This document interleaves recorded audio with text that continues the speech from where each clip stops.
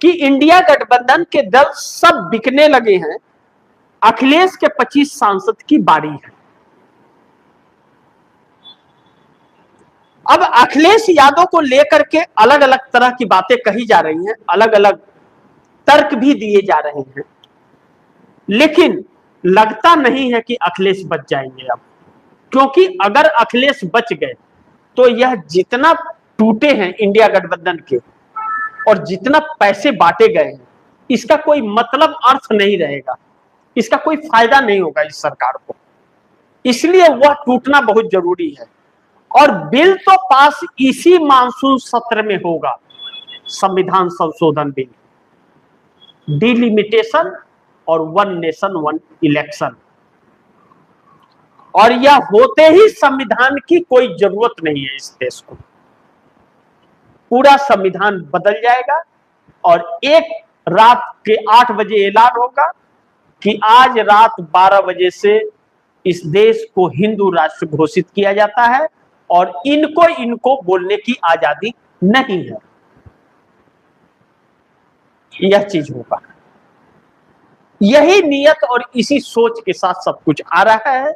लेकिन इंडिया गठबंधन के घटक दल सबसे बड़े गद्दार निकले या डरपोक निकले, या इन दोनों में कोई एक शब्द इन्हें दे सकते हैं कि जो अपने वादों पर और जनता से किए वादों पर, जनता के भरोसे पर कायम न रहे।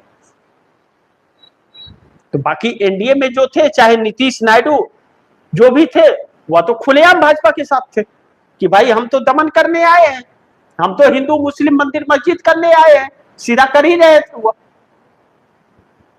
तो यह जो दुकान चली है, यह दुकान इस देश को ले डूबी है और इस देश की जनता ने इन क्षेत्रीय दलों को जो समर्थन दिया, इन क्षेत्रीय दलों को जो सपोर्ट करके इनके नेताओं को जिताया, वह सबसे बड़ी भूल है। अगर यह क्षेत्रीय दल इतने मजबूत न हुए होते और केंद्र में कांग्रेस मजबूत रही होती तो आज यह दमन न हुआ होता। आज भी 100 सांसदों के साथ कांग्रेस इस सरकार के सबसे बड़े डर का कारण है। सोचिए, सारे के सारे टूट कर यहां आ गए, तभी भी डर एक शख्स से, राहुल गांधी से है। क्यों?